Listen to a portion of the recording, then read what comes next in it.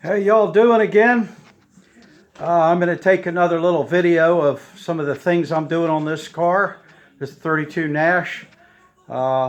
Seems like I've worked my butt off for about a week now and haven't got anything done because it's just a continuous of real little things that once I showed you what I did, you'd, 5-6 minutes. No, I don't think so. Everything is weird, bent, crazy. You got to make it, whatever. But let me show you what I'm doing now. This is a gas cap that I can't find, and this is one that came with the car, so I am going to make it work. All right, here's the gas cap. This is I have two of these Nashes. This is the gas cap off the other Nash. This is the one it takes.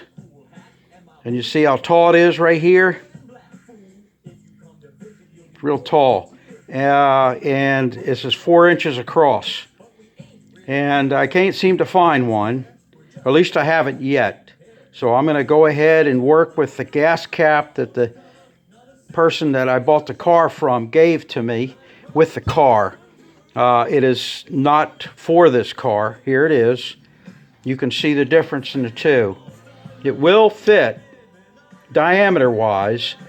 It isn't correct, but since it's what I have, and until I find one, I'm going to fix this one. Okay, so what I got to do, you can see how shallow it is.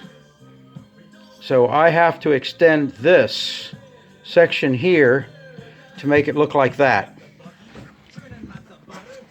Yeah, let's see. Yeah, you can see the difference. So I'm gonna make all of this right here, and this is what I'm working with.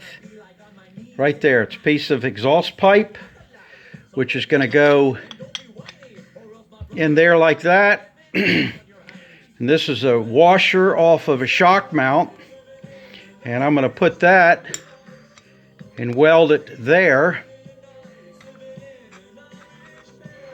You guys are probably thinking I'm absolutely nuts, but this is what I got. And what is it? This pipe here, piece of tent, and all this is galvanized, so that means I got to grind all the galvanized metal off of it, or the coating, and that's going to go there when I get through. That will make that piece there. And then I'm going to take this piece of sheet metal, which is about the right thickness, cut a circle like a washer, and put it on top of this once I weld that to this. So I'll have a cap, and in order to get these sides right here, you can see those are just raised, just sort of guide the cap on. So this piece here will lock in.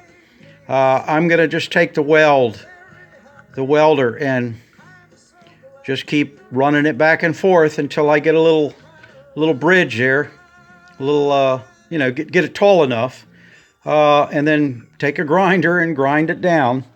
And then I cut the little wing off here. Where is it? I probably lost it already. Well, here it is. This is the wing off of this one. So I got to cut this down to the right width because it's just a little wider. What is it? Yeah, it's longer. You can see it's just longer. So I got to cut that down. Then I got to put that on to the circle I make here, and then weld it, and maybe it'll all work. It's a lot of working to do for a daggone gas cap, which if it was any other car, I could probably just go and find something and put the thing right on.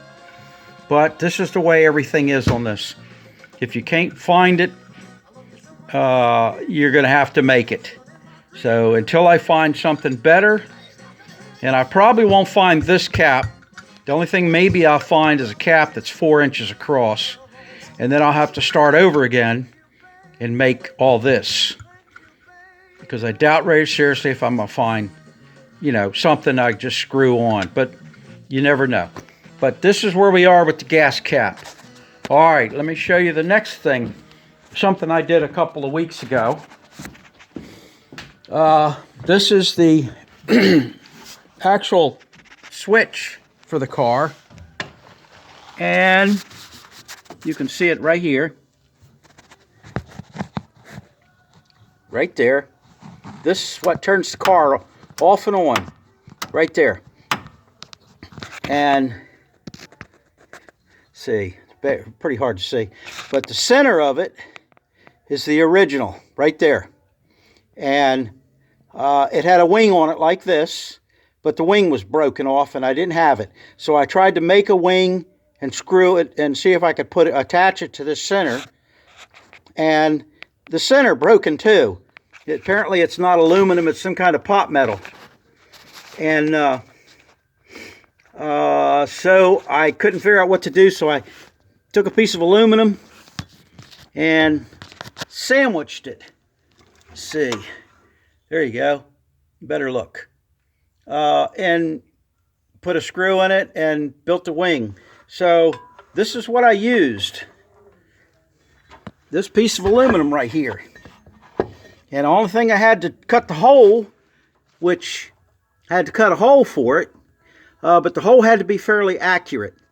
You know, it couldn't be too sloppy, and it couldn't be too tight.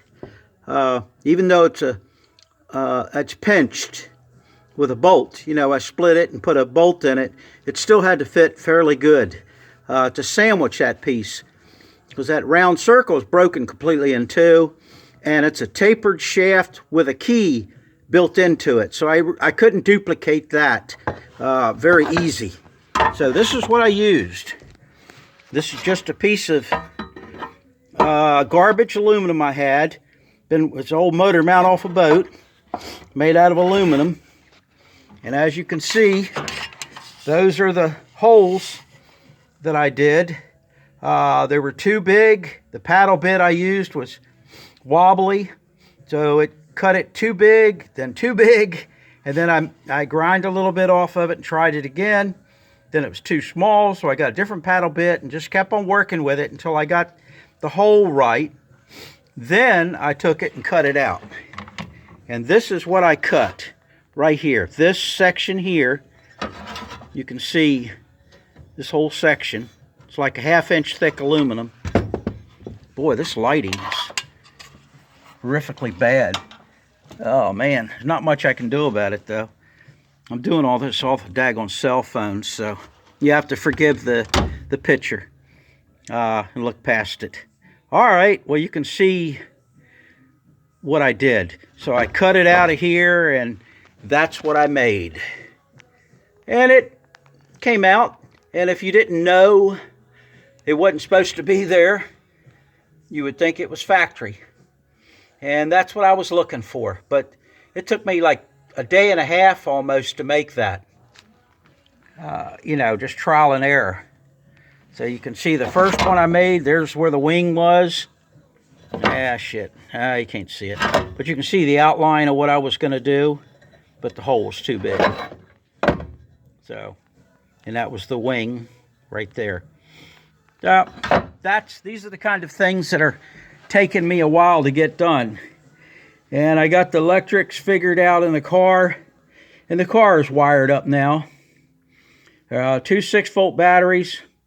And I'm using the starter and the electric fuel pump as a 12-volt setup. And then the car itself is going to run off of 6. And all the lights in the car, everything in the car is going to be, you know, originally 6. So we'll see how that all works. So the next thing I'm going to do is, once I get this done and probably the front end bolted on, I still got to make a couple of things that are going to be sort of complicated. We'll get into that at another time. I am going to try my hand at sewing. So if you guys really want to see something funny, then watch me try to sew and sew a straight line. You know, I'll probably go through about 8 miles of fabric in order to get it right. But I have no choice.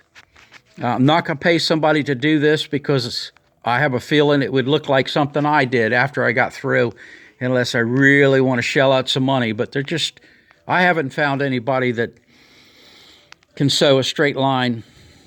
I've seen some interior in quite a few hot rods, and I'm not impressed.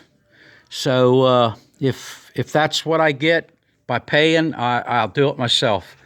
I'm not trying to knock anybody that does this kind of work, but you know, you got to care about it before you can do the job.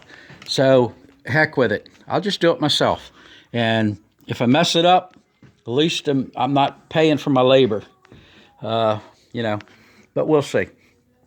So it could be funny, and I might even cry.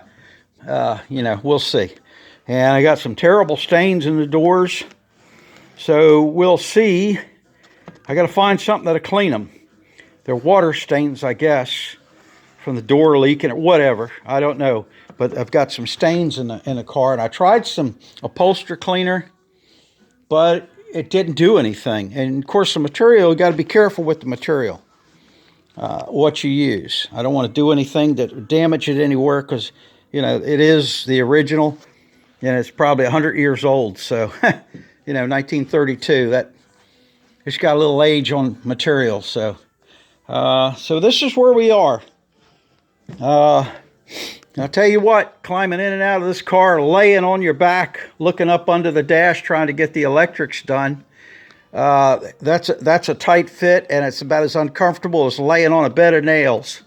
So there we are. All right, well, this is what I'm doing right now. So there's not much else to show you. I've got the horn mounted, and it works. I took it all apart and cleaned it, and got it put on.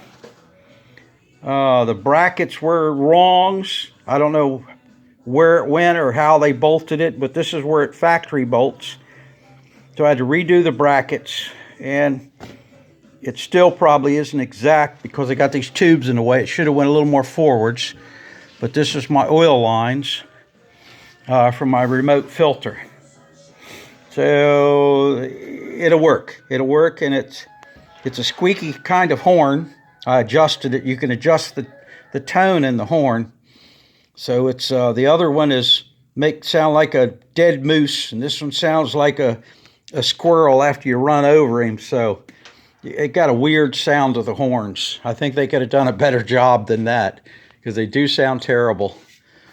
Oh, let's see. I don't think there's anything else here to show you other than my bench that is grown tall and wild.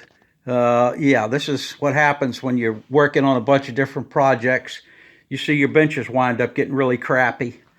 So you got to spend a day, clean it, and then get it messy again.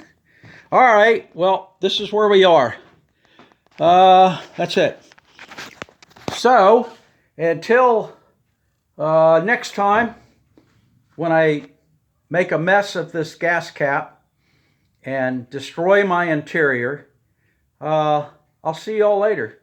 So stay tuned for the funny cartoon show that I'm going to do. Bye.